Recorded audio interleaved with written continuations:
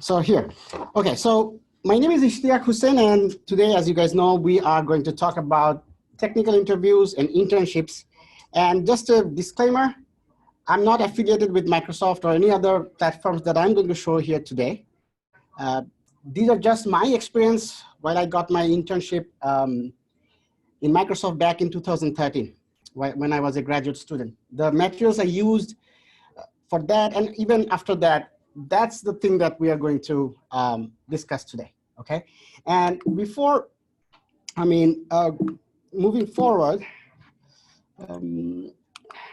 so just to get you guys a little bit excited about Microsoft and doing an internship, summer internship at Microsoft. Seattle is beautiful during summer. Okay, there's a couple of screenshots over there, and they brag about their Mount Rainier. It's almost always hidden during the whole year, but in summer it comes out with its full glory. Guys who are online, those of you who are online, could you please mute your I don't know if I can mute you guys. Just unmute if you have any questions, but for now, please go ahead and mute yourself. Thank you. Okay, so just wanted to thank some people that helped me get the internship. My professor here, Christoph Tauler, he's an associate professor of computer science at the University of Texas at Arlington. The second guy is Dr. Mark Grachenik. I used to work for him as a research assistant for my other internship. That was easy because I just didn't have to go through any interviews. They just hired me, and my professor and he had a connection. But that helped me a lot getting accustomed like the US culture and workforce, because I'm from, by the way, from Bangladesh, okay? I came with a bachelor's degree here in the US. It was a cultural shock, so my English wasn't that good. So these are the two people who helped me with that. And for the technical part, Mainul Islam, who works at Google right now, and Saiful Islam, he's also working at Google as a software engineer. Those two guys were my lab mates and friends. They helped me a lot with the technical side of the thing. Okay, so just wanted to give them a thanks and move forward from there. So now, actually, I had this plan that I would like to get your questions first before I discuss those individually, but for the time constraints, I will probably just skip it for now, okay? I'll go straight to the discussion, but that was my plan, to get questions from you and then answer one by one. Anyway, let's just not do that today. So some of the parts at Microsoft. The first point, and it is true, I got paid more during my internship than my first industry job after my graduation. And the whole thing, Microsoft experience was so good, like they made me feel like I'm a really important person, okay? The whole travel, food, accommodation was covered during the interview. Even after the interview, when I got selected, they covered my travel relocation. They even found me a place to stay, subsidized apartment just for like $900, where in Seattle, it's crazy high. And in Microsoft, if you go as an intern, they give a lot of soft gifts, free gifts. Like Surface Pro back then was the cool thing. They gave each interns a free Surface Pro, like 1,500 interns, all got a free Surface Pro. And also a lot of activities. Like we actually had to gone to see the Boeing factory and actually had the whole tour where we saw how they are painting the plane, how they're taking it off, doing a test flight. So it was really a good experience altogether in Microsoft during that summer. And you get to buy discounted food, foods, products, and guess what? Satya Nadella who is the current CEO of Microsoft. He used to lead our team. Okay, so you get to see great minds. I mean, trust me, if you work in an environment where you have geniuses around you, it will have an effect with you. I mean, it will actually push, challenge you, and it's a great feeling. Just let me put it like that. Now, road to the actual internship, how it worked for me. So I just put up the slide in a sense that, let's say I'm trying to get an internship next summer. What would my strategy be? The first thing is that you guys just need to apply online. Microsoft, Google, Facebook, you name it. Every company has an online portal for uploading your resume. That's the first step. And usually you should do it by June and August. Then within 2 to 3 weeks, they usually give you a phone call. If they find your resume a good match, they usually schedule a phone interview, very basic behavioral questions, brain teasers, stuff like that. Just they want to make sure that you can relate to the questions and you get. Then they will do 2 things. And they started this doing very recently. They would set up an online interview where the other person from Microsoft will just use Skype or Zoom, and they will just sit with you online and then using a Google spreadsheet or an online document like that, and they will ask you solve some questions. You have to write the code. It's 1 person, 45 minutes, okay? If you pass that, then they invite you to the on-site for the actual interview. And the on-site interview sometimes happens by November. It's where 5 people individually, one-on-one, will come and in a room like this, in a whiteboard, they will ask you some questions and very friendly, okay? It's like the key there is that you have to think out loud. They will throw you at a question. You have to just think out loud, how would you solve it, okay? So 5 in total, 40 to 45 minutes each interview. And if you pass that, then you're in. You are up for an internship. And in Microsoft in particular, the internship is 12 weeks long, okay? And it's like an extended interview. At the end of the interview, at the end of the internship, you either get a full-time offer or you don't. Okay, in my case, unfortunately, I didn't get the full-time job offer, okay? But I learned a lot and that helped me later on. And that's not the topic of today, but I can maybe some other day share the internship experience while I was there, okay? Any questions so far? Okay, yeah. Now, first thing first, how would you write your resume, okay? Now, from this slide on, I'm going to just show you some screenshots of resources that you can use to prepare yourself, okay? And I'm going to share these slides anyway, so you don't have to write it down right now, but these are also like shown here. So, so for example, careercup.com resume. It is said that in IT or in computer science, you should always have just a 1-page resume. People don't have the time to read through your resume more than 20 seconds, okay? So you have to have just 1-page resume that stands out what your skills are and on. So careercup.com resume is a good place to start. So this person, Gail McDowell, she gives a template, and there are Microsoft Word template, LaTeX template available for this template. And I mean, just use this template to prepare your 1-page resume. That's what I'm trying to say here, okay? And it explains why things should be there where she have put them. Now, the next thing I think everyone should do if you are planning to do an internship or interview is buy this book.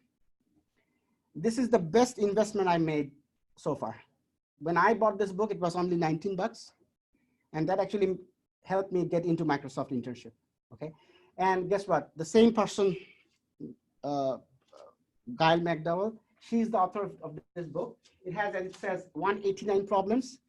And it's a step-by-step book that talks about each of the questions, should you deal with it, what's the solution. One downside of it is that it's for Java programming language. So if you guys don't know Java, or you are familiar with other programming languages, then you have to actually adapt. But the basic idea, how to tackle a question, all is in there.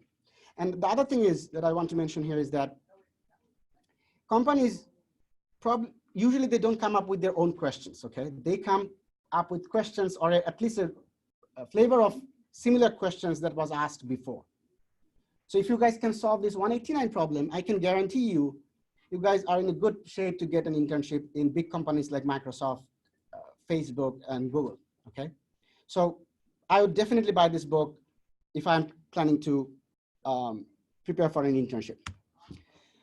Now, I know many of you are freshmen, you just started off, you have very little programming language knowledge.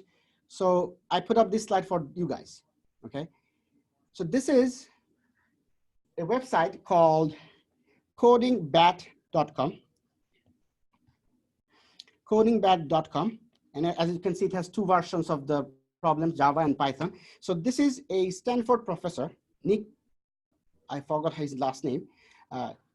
This Stanford professor came up with, from his experience, come up with this few questions, which actually reviews or allows you to brush up your logic and basic programming skills, okay? So this is the first step guys should do if you are very freshman, you just started off with learning Python. This is the website to start with. Next, hackerrank.com. This is another platform to help you prepare for interviews.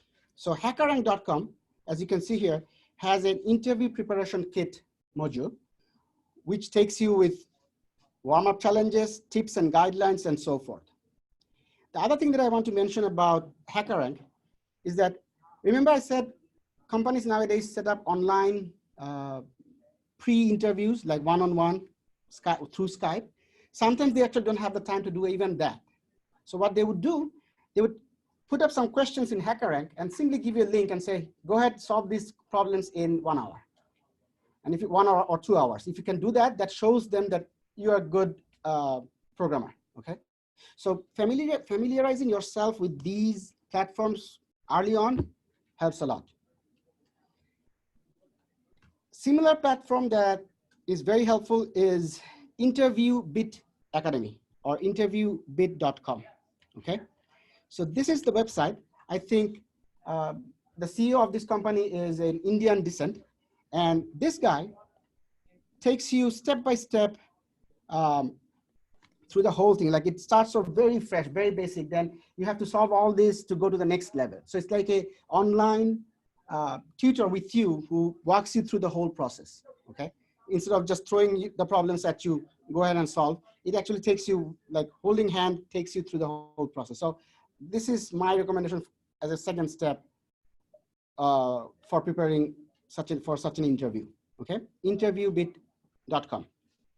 The next helpful site that I recently found out is Codewascalm, okay? So Codewascalm is similar to HackerRank. So you guys might be wondering why, if they're similar, why are you suggesting a new platform apart from HackerRank? The reason is, it has this unique thing that it solves all the problems in a test-driven development approach, meaning they don't just throw a problem at you. They actually state the problem and give you some test cases. They say, hey, this is the problem. These are the test cases. Write a code that will pass those test cases, which is very much similar to some practices in the industry, that you guys get to know the problem, what test cases it need to pass, and then solve the problem. Not that you write your code, try testing it to make sure that it works. It's the reverse way of solving things. So this platform allows you to practice test-driven development. The other thing cool about this platform is that, let's say you have solved a problem, okay? Immediately after you solve a problem, it shows you solution from other developers. And there are, like, if not thousands, hundreds of developers out there who have solved the same problem as you did, but maybe they have done it in a different, efficient way, okay? So once you solve a problem, if you get to see others' code that are much easier and much concise, efficient, that's a great place to learn by looking at others' code, okay? It's like, don't invent your own wheel, just, use it, what is out there. And people actually vote thumbs up and thumbs down for solutions, so you get to know, you see the ranked up solutions out there. So it's a good place to learn from others. Let me just put it in that sense. These two sites are for advanced, little bit advanced users, okay? One is called Leadcodecalm. Let me see if I can zoom in. Leadcodecalm. And the other one is InterviewBit.com or InterviewCakes.com. So Leadcodecalm is, like, I have heard that if you can solve lead code problems, you can be rest assured that you are good for interviews with Google and Facebook. Google and Facebook, by the way, are the toughest two interviews. They are really hard their bars are really high, okay, to get in. So Leadcodecalm would be a platform for you to try out once you have mastered the previous platforms, okay? And quick note about Interview Cake is that it's like also a online tutor thing, but it allows you to sign up and they send you a weekly problem with their solutions. Okay, so you get to try out a problem a week, also see the solutions at the same time. Now, let's switch our gear and talk about how to practice for mock interviews. One thing, I mean, those of you who have already interviewed, or I can speak for myself, taking an online interview with a person sitting on the other side of the world or behind the screen is intimidating. I mean, if you feel you are being judged, and you are actually being judged, right? They're trying to see how good are you in your thought process. You have to think out loud. And one thing before I talk about this is that we are usually quiet thinkers. I mean, when you see a problem, we are practiced to, I mean, we're accustomed to think ourselves. But in interviews, you have to think out loud, and that takes practice, okay? They will ask you a question and they're not looking for a correct answer. They are trying to see what's your thought process is. So you have to let them know by speaking out loud. That needs practice, okay? And this website, which is called PRAMP, is exactly for that purpose. I think they came up with the name from the proverb like practice makes perfect. They came up with PRAMP from that proverb. Now, the thing is, in this platform, let me just explain that platform, how it works. It's like, think of Matthew and you are sitting like behind the screen.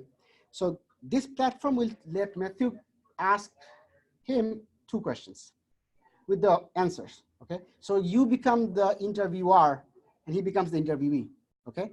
And in a 45 minutes, then you guys switch role. He gets to know 2 questions from Pram, and he gets to ask you the same question, and you have to solve the problem online with him. So it's helping each other out, but it's amazing platform in a sense that it eases you up for the final actual online interview, okay? And one last thing about this platform is that I actually got an interview. I went on site with Google, and guess what? Google, when they interview candidates, they send out some resources. This was one of the resources they sent out to me. They said, before you come on site, try this out, practice with mock interviews before you take the actual one here on Mountain View, okay? Come on in. Okay, so that's for mock interview practices. Now, what about the questions, okay? How do you know the real questions? It's one thing to practice, but we have to practice for real questions, right? Again, the savior is here, careercup.com. So careercup.com has this forum where you can sort by company and get what are the questions that are being asked nowadays. Now, let me tell you this. Each candidate who goes for interview, they make us sign a form that we're not going to disclose or share these questions with anyone. But people actually do, okay? And this is a legitimate website. Don't worry, don't get scared that it's not illegal. It's a legal website, but you get to know what are the current trend, what are the actual interview questions that these candidates are getting. So these is a good repository for real interview questions, okay? Now let's talk about anxiety. Talking to someone stranger out there and doing the interview, it takes a toll. I mean, I told my wife, every time I went for these kind of interviews, I come back a year older. Honestly, I mean, it's too much pressure. You go there, everyone is taking it, and you're all by yourself. So how to deal with that interview anxiety? University of California, San Diego professors came up with a free course just to deal with that, okay? It's a free course on Coursera just to deal with that part of the whole journey, how to deal with the interview anxiety, okay? Now, we all know technical interviews are based on what? Data structures and algorithms, right? For computer science and IST students. For business, it's different, but for computer science and IST students, it's all about data structures and algorithms and other things. So a good starting place for preparing for data structures and algorithms is, again, yet another Coursera free course. And this time, this is from Professor Sedgwick and Professor Wayne from Princeton University, okay? I mean, I wish I had this kind of material when I was in my undergrad. The book, the way they teach the course is really great. And it has 2 parts. Obviously, you should start with part 1 and then move to part 2. But, and once you sign up, they let you download their materials, video lectures. So I have a full disk of content just from this course. Okay, so this is a good place to learn data structures and algorithms. Another top free course on the internet is one from MIT Professor Eric Demine, okay? And he's a prodigy. He's a prodigy who, from a very early age, just mastered the data structure and algorithms. And his talks are amazing. He makes complex things so easy that I can assure you, I mean, if you are a little bit shaky on your data structures and algorithms, go look it up. All the courses are either on YouTube or in open course. I think that's what they call it, MIT. You can just watch topic by topic lecture on data structures and algorithms. The other important thing is complexities of algorithms. What does that mean? So let's say I give you a problem. And let's talk about a real problem, okay? And that was one of the questions I was asked during my Microsoft interview back in 2013. So let's say the question was like this. You have an array or a list of 10 numbers, okay? From 1 to 10.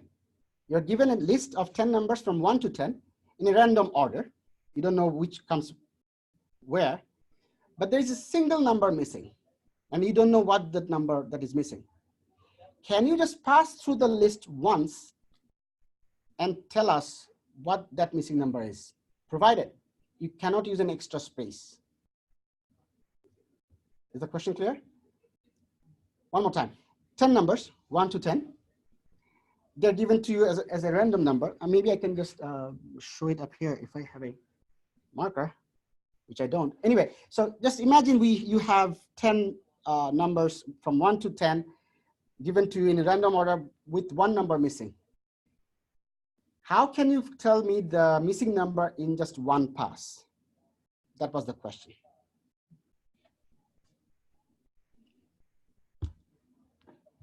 I'll let you guys think for 30 seconds maybe, and then I can give you 2 solutions to this problem, and then talk about complexities of algorithms. Anyone here just want to share their thoughts? Like, try this. How would you find the missing number from 1 to 10 in a random list? Come on. Right. I would try to go in order. Okay. My first. So you will go one by one. Yeah. So let's say it has 5, 4, 3, and let's say 7, the number 7 is missing. Right. So you go to 5, you see 5 is there. So then what? I go to 6. 6. So you have to remember what you have just already seen, right? You have seen 5, so you have to mark somewhere that 5 is already taken. Right. Then 6 taken. Maybe 4 taken. And you go all the way to the end, and then you come back and see, okay, what number was missing?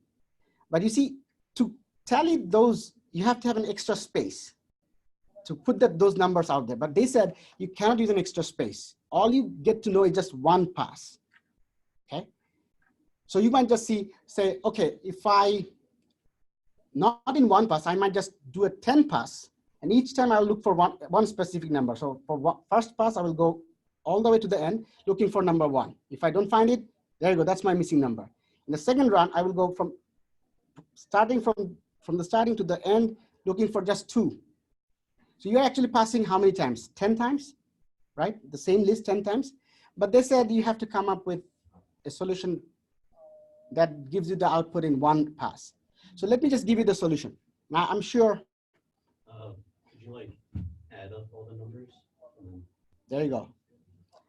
There you go. Very good. So can you explain a little bit more? How would you do that? Add up all the numbers? Yeah, so you would add up all the numbers, and then so you get the total of the list, Mm-hmm. and then you would know what the Total would 1 be. plus 2 plus 3, so on and so forth. You know what that adds to it.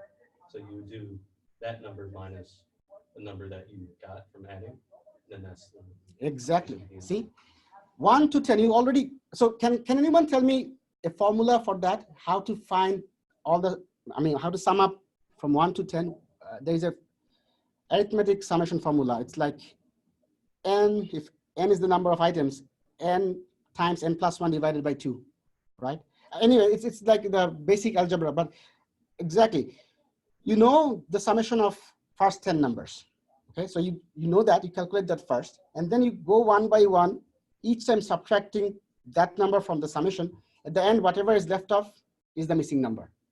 Okay, so now the question is his solution better or my previous solution where I said I would go 10 passes and at each pass I will be looking for one missing number? Which one do you think is better?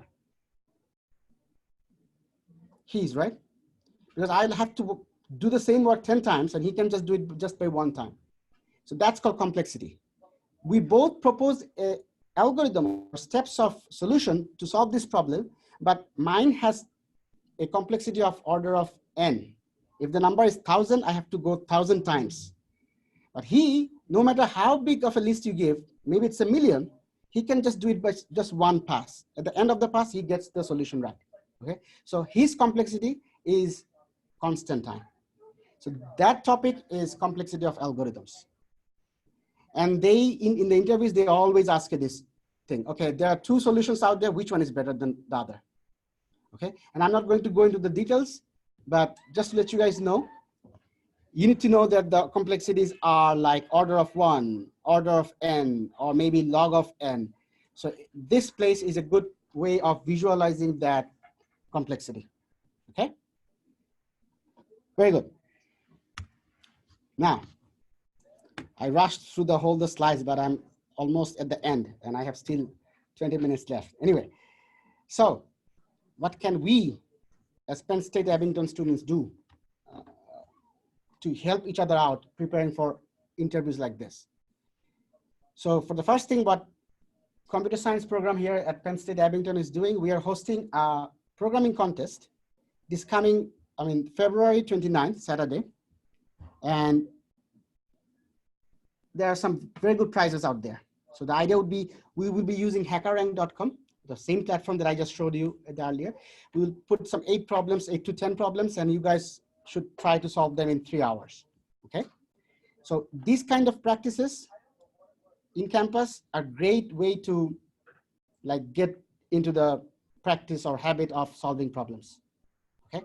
This is one thing we are offering right now. And the other thing is that after this is done, we are going to share the solutions with everyone who participated on that contest. So, it would never hurt you to just try it out, okay? You might not get the prizes, but you will get a free t-shirt, certificate of participation, and there will be pizzas and drinks for everyone, okay? Saturday, please mark that date, Saturday, February 29th at 10 a.m. in Woodlands 132. Okay, and if you want to discuss more about this, you can definitely come and talk to me, and my contact information is there. Also, I'll give it out at the end of the talk. Okay, and they are going to, send this out to all the students, maybe this week or by next week. Okay, so it's kind of a heads up what is coming on that week. The other thing we can do, and that's the more important thing than this programming contest, is that you guys need to form a team or a club, okay?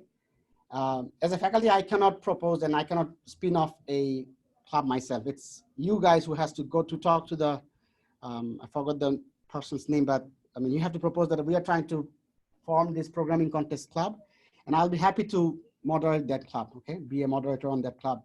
But if we can do that, that way we can each help each other out. We can take each other's interviews, maybe solve a problem in a week and then share the solutions afterwards. So I would definitely encourage you guys to think about if we can form a club, programming contest club, in Penn State Abington. And one other thing that I want to share is that many universities have these programming contest clubs where they practice and they form teams and participate in regional and international programming contests. Okay, they send out their team and the university covers the travel. They go and participate, and guess what? Like on those interview or programming contests, big names, Google, Microsoft, Facebook, you name it, they have a very keen eye on those kind of programming contests. And whoever wins, whoever on the top list, they personally contact them and say, hey, can you guys come over and have an interview, maybe get a job. And remember the first slide that I showed my friend, Mainul? He actually was a good programmer, and he, Google actually, after one of the programming contests, contacted him, flew him to India for an interview, okay, from Bangladesh, before he was done with his undergrad. So it's not a total waste of time if you are planning to go work for a big company, okay? Oops, oh, by the way, all these slides are linked. So if you just click, it takes you to the corresponding page. So the last slide we had was the contest. So I just clicked it accidentally. It took me to this registration form. So just saying. Now, I thought this might be a question like, as a student, what are the courses I need to take before I can think of taking the actual interviews? Okay. So if you ask me, I would say these 3 or 4 courses. You actually have to know basic programming language. ComSci 131 offers that. And then data structures. Here at Penn State Abington, we offer all these courses. So 131, then 132. And then finally, you would like to take data structures and algorithms, which is 465. And in Penn State Abington, we are actually splitting this 465 into 2 courses, 462 and 463. So focusing just on data structures on 462 and design and analysis of algorithms on 463, okay? And one of them has a prereq, I think, is discrete math. So 1, 2, 3, 4, 5. 5 courses. If you can do these 5 courses, I think you are a good candidate for this kind of interviews, okay, with big companies. Last slide. I just want to thank Joe and Lindsay, because Joe and Lindsay are the ones who helped me set up this thing, like the closed captioning going on, Google Slides, recording things. So these are the people behind the technical aspect of the talk. And thank you guys. And finally, if you have more questions, I'll be happy to discuss it with you. Here's my contact details. And that's all I have for today.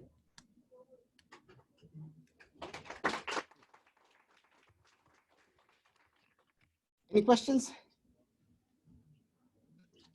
Actually, I just want to let everyone know that we can also help you with the interview practice, along with those texts. I learned a lot today. Thank you. I learned a lot. Do you mind coming up here, because recording, I'm sorry. It gets. I was saying that I learned a lot today. I'm Karen Carley from Career and Professional Development.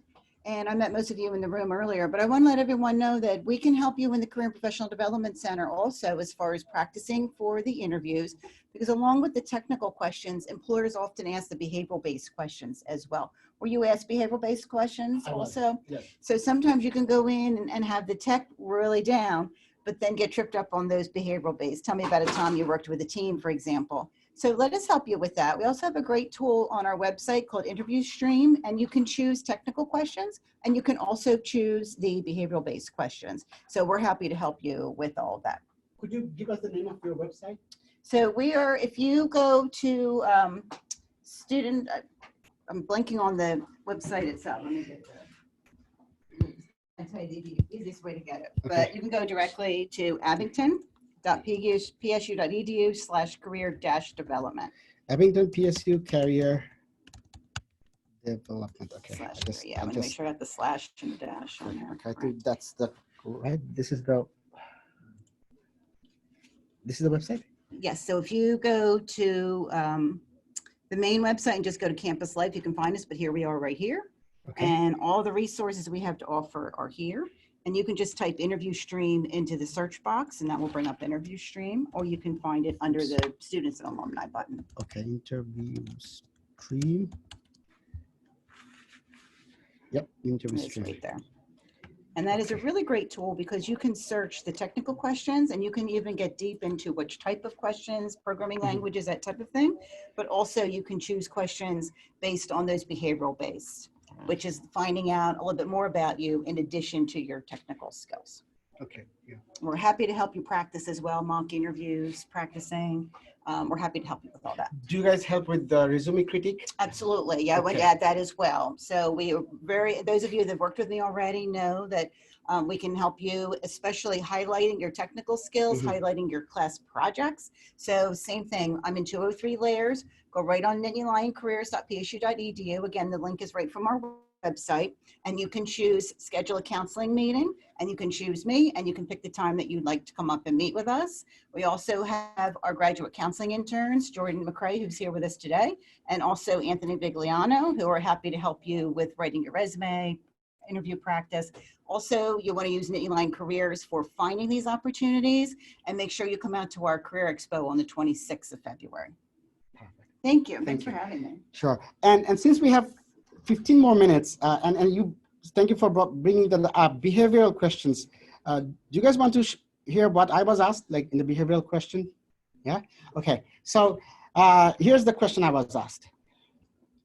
The guy asked like this: imagine you are working in a team and you are the lead developer, the main developer, 5-member team. One of the senior most developer is not agreeing with you. You guys are proposing to implement a feature that senior developer is not agreeing with. How would you resolve this? How would you convince that senior developer of yours in your team and make him work on that feature that you plan to propose? Open-ended question. Yes. I feel like the first thing I would do is ask him why he disagrees with it and his like perspective of like his way of thought. Very good. So by the way, guys, there's no right and wrong answer in this process. They just want to see how you would, as a person, would deal with these kind of situations. Yes. Mold it up this way that he feels that he's the one who's doing it, so that it satisfies his ego and he does not be a hindrance in getting that thing done. Yeah. Why not? Yes. Pros and cons. Very good. Like ask him why he's not willing to it. And one other thing that you might guys think like, okay, when he comes up with these pros and cons, you may want to talk to other 4 members of the team and what they think. And if they think that it's more pros and you guys should implement, then try to use that to convince your senior developer that, hey, others are thinking these are good ideas. Would you reconsider? Okay. This is one behavioral question. The other thing that they asked, it's related to testing. And again, this is also a very important aspect of interviews. They don't just want to ask you behavioral questions or technical questions. They would also want to see how would you test a thing. So the question they asked me is like, and I'll just throw the question at you and you guys figure it out. How would you test a calculator? What would be your test cases to test the functionality of a calculator?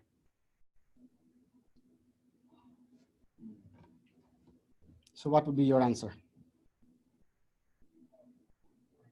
Maybe try every bar and see if it does what it's supposed to do. Could you be a little bit more specific? What do you mean, like every possible situation can be like countless, right? In a calculator, there are millions of combinations you can put. So that's the right answer. I mean, right direction, but you have to be very specific. Like, let's see, who else can come up with some test cases? Yes. Trying out various operations in a single form so that it can be tested that it's working accurately. Correct. Just working one operation is not that precise. When you work out like multiple operations in a single form, the answer is correct, means it is working. Correct. But you guys are missing the biggest thing. What kind of calculator is it? Is it a scientific calculator? Then you have a lot of functions. Or is it a 5th grade student's calculator that has just only plus, minus, multiplication, and subtraction, right? So what they want to see is that you before jumping into, and they actually will make you jump into the test cases, but don't get into that trap. You have to ask questions back okay, you're asking me to test a calculator. What kind of calculator is it? Is it a scientific calculator or is it just a fifth grade calculator? Once they give that to you, you said, okay, is it a like electric power, like solar run calculator, or is it a battery power? Maybe is it a rubber calculator? Do we have to test if it works underwater? So you see, they are trying to see if you know, if you can come up with constraints and figure out what you guys are supposed to test before you give the test cases. Okay, so these are the behavioral questions plus testing side of the interview. Okay, so again, who knew? How would you know that that's what they were trying to see in you? So practice. Okay, you have to do practice. You have to. It won't come to you naturally. Okay. The other thing, just 2 more minutes. I'll share one other questions. So it was a funny question, but again, it turned out to be interesting one. So here's the question. He said, what if, imagine I blindfold you, interviewee, I blindfold you and I take you to a room like this, that doesn't have any phone or anything else. It just has a window and you can see the outside, okay? How can you tell me what the temperature is outside? What is the temperature outside? So that's the question. You're blindfolded, they bring you to your room, so you don't know which room they bring you in, and they just open the blindfold and tell you, okay, you can see through the window, tell me what's the temperature outside. Some way to see like what's the weather like outside, like if it's snowing, it's obviously that it's cold. Cold, yeah. Some other indications would be like I forgot what it's called, but when water condenses on the window and stuff, like it's temperature too drastic. Okay, like water dews and Like yeah, it's like yeah. windy draw things. Right. Stuff. So like if it's on the outside, it's like it might be colder on the inside, outside. So that's like a basic way of doing it. Okay, so again, they are trying to see if you can come up with the constraint. So the first thing you would say, can I open the window? Yeah, can I just open the window and take a feel outside?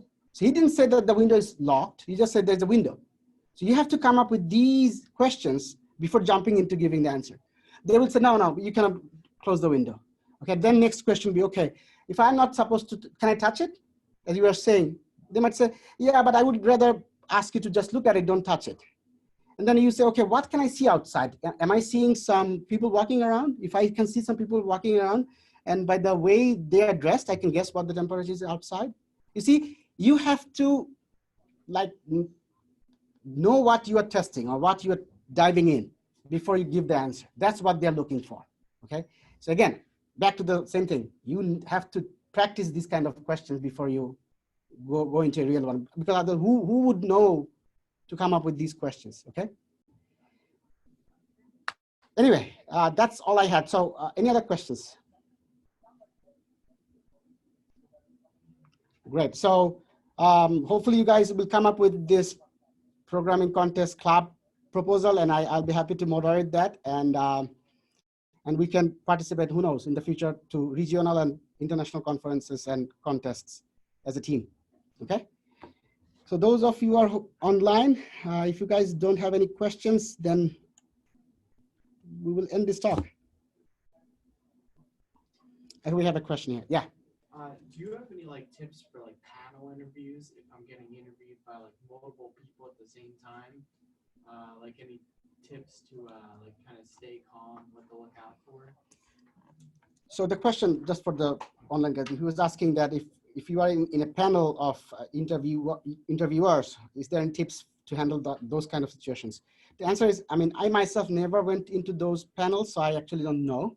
But again, I might suggest that the University of California, San Diego course on how to deal with anxiety, that might be a good, this might be a good place to look for those tips, okay?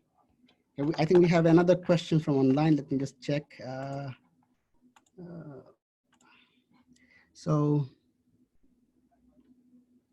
Okay, so Joe, our IST director is suggesting that we might want to take 473, let me just zoom in, OS course 2, So, Joe, no, you don't get to advertise your courses in my class. No, no. It's only my courses here. My courses, okay, guys? Don't listen to him. I do want to recommend that IST 390 in the fall. I taught it last fall. Okay. And we, Joe and I both came up with the interview question, practice interview questions. So there were some behavioral based, there were some very technical. And one of the students that took the class in the fall said that they had those exact questions asked during the interview. Nice. So it's an online class, it's 1 credit. I'm not teaching in the fall. There's an adjunct professor teaching it next fall. What's the course number? IST 390. IST 390. IST 390. IST. 1 credit, all online, 100% online.